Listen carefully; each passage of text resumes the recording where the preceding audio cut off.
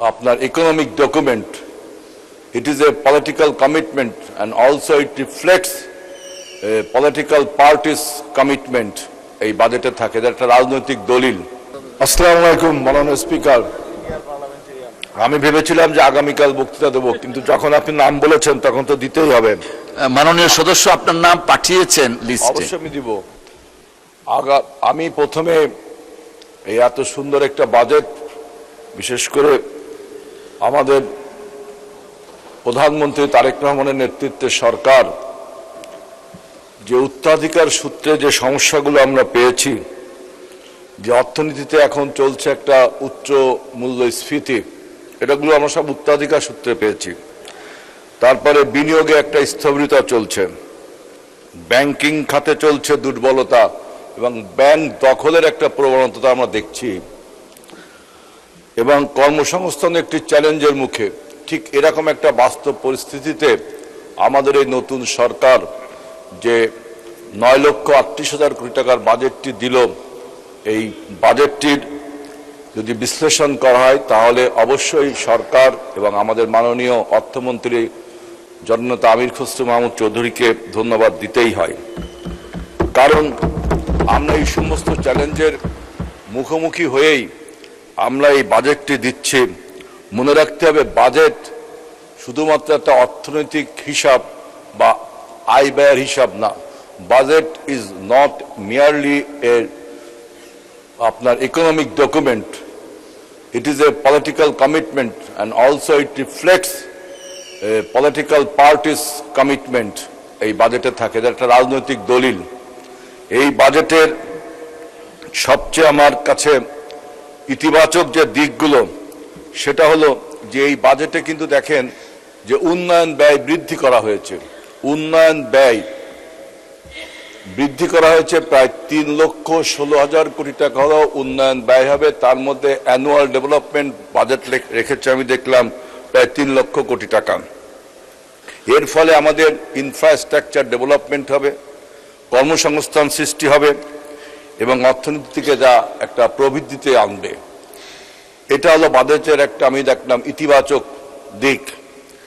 দ্বিতীয় একটা ইতিবাচক দিক দেখলাম যে বাজেটে আমাদের দেশে এখন মূল্যস্ফীতি হচ্ছে। সেই মূল্যস্ফীতি নিয়ন্ত্রণের জন্য 7.5% কমিয়ে আনতে হবে এই মূল্যস্ফীতিকে। আমি বাজেটটা পড়ে যেটা দেখলাম, এটা কিভাবে করবে সেটাও বাজেটে আপনি দেখেছে যে বাজারে যে অতিরিক্ত লিকুইডিটি বা তারল্য থাকে সেটাকে নিয়ন্ত্রণ করা হবে। বিশেষ করে বাংলাদেশ ব্যাংকের যে মুদ্রানীতি এবং আমাদের একটা সরকারের রাজস্ব নীতির একটা সমন্বয়ের মাধ্যমে এইটা করা হবে। সবচেয়ে বড় জিনিস, মূল্যস্ফীতি কমানোর জন্য আমাদের যে নিত্য পণ্য, চাল ডাল মাছ তেল আলু পেঁয়াজ রসুন, এই সমস্ত জিনিসের উৎস কর এবং আমদানি কর কমানো হয়েছে। তার ফলে মূল্যস্ফীতি কমতে বাধ্য হচ্ছে। আরেকটি বাজেটে ইতিবাচক দিক হলো যে ইনভেস্টমেন্ট অ্যান্ড এক্সপোর্ট, বিনিয়োগ এবং রপ্তানি। আমি দেখলাম যে এই বিনিয়োগ বৃদ্ধি করবার জন্য আমাদের এই সরকার ব্যবসা পরিচালনা সহজ করবার জন্য যেমন লাইসেন্স, তার অনুমোদন, তার নিয়ন্ত্রণ, এগুলো খুব সহজ করে দিয়েছে এবং কর ব্যবস্থা সহজ করা হয়েছে। ব্যাংকিং ও সরকারি অর্থ ব্যবস্থার সংস্কারের মাধ্যমে বিনিয়োগ বান্ধব পরিবেশ তৈরি করা হয়েছে এই বাজেটে। বিভিন্ন সেবা প্রতিষ্ঠানগুলোকে ডিজিটালাইজ করা হয়েছে, এটা আমাদের বিনিয়োগকে আকৃষ্ট করবে। বিনিয়োগকারীদের সমস্ত প্রশাসনিক বাধা দূর করা হয়েছে এই বাজেটে। ব্যাংকিং খাতে সুশাসন বৃদ্ধি করা হবে।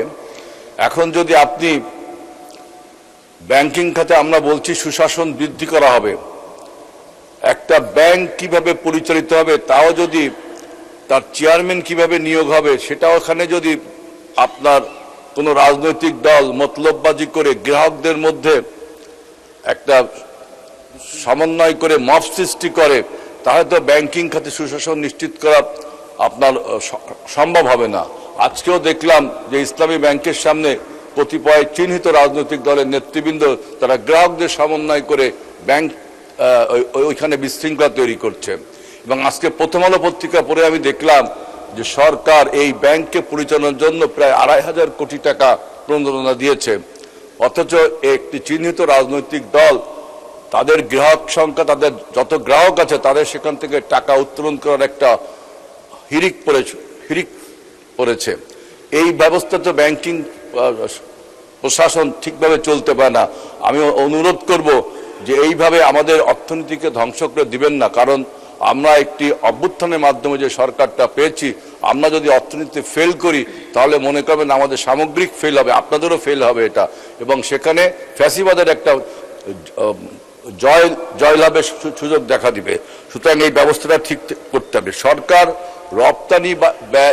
রপ্তানি আয় বৃদ্ধি করবার জন্য দেখেন আমাদের আপনার রেডিমেড গার্মেন্টস আছে, এর বাইরেও আরো রপ্তানি খাত বাড়ানো যায় কিনা, এবং এই রপ্তানি খাত বাড়ানোর জন্য কাঁচামাল আমদানিতে সরকার অনেক আপনার ব্যয় কমিয়েছে, অনেক ট্যাক্স কমিয়েছে। এজন্য আমি বলছি যে আমাদের এই বাজেটকে বিরোধী দল যেভাবে অবমূল্যায়ন যেভাবে কথাবার্তা বলছেন, তাহলে তো আমাদের এখানে একটা তর্ক বিতর্ক শুরু হয়ে যাবে।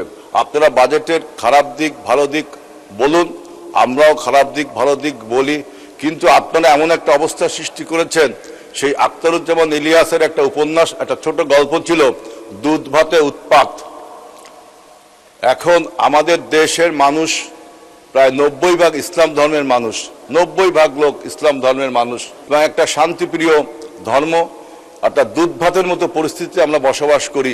সবাই সম্প্রীতির মাধ্যমে, ধর্মীয় সম্প্রীতির মাধ্যমে বসবাস করি। কিন্তু আমি দেখলাম আমাদের বিরোধী দল এই দুধ ভাতে উৎপাত সৃষ্টি করে কিভাবে। যখনই কোথাও ইসলাম নাম দেখে সেটা মনে হয় তার ব্যক্তিগত সম্পত্তি। ইসলামী ব্যাংক দেখলে তাদের মনে হয় আমার ব্যক্তিগত সম্পত্তি, ইসলাম দেখলেই তাদের মনে হয় ব্যক্তিগত সম্পত্তি। আমাদের মাননীয় একজন সংসদ সদস্য বললেন, আমরা সবাই নেকাব হেজাব আমরা সবাই পড়ি, আমাদের মুসলমানদের অনেকেই পড়ে অনেকেই পড়ে না। ইসলামে কোনো ড্রেস কোড আছে কি নেই এটা আমাদের তাদের কাছে কোশ্চেন, কিন্তু হেজাব আমাদের সবাই, ইসলাম হয়তো ম্যান্ডেটরি। আমাদের মাননীয় সংসদ বলছেন আপনার রম্য করে, আমি তো চিনতে পারলাম না, বা তার বন্ধুর ওয়াইফ। মাননীয় সদস্য এই ব্যাপারে অ্যাড্রেস করবেন না, অলরেডি আমরা একটা ডিসিশন দিয়েছি। প্লিজ আপনি অন্য কিছু থাকলে বলেন, আর না হলে বক্তব্য শেষ করেন। উৎপাত সৃষ্টি করছে যে ইসলাম দেখলে তার নিজের সম্পত্তি মনে করতে হবে, বাজেটে যদি কোনো ইসলামের নামে বরাদ্দ দেওয়া হয় সেটাও যদি তার নিজের সম্পত্তি মনে করে, এই দুধ ভাতে উৎপাত যা সৃষ্টি করে তারা কিন্তু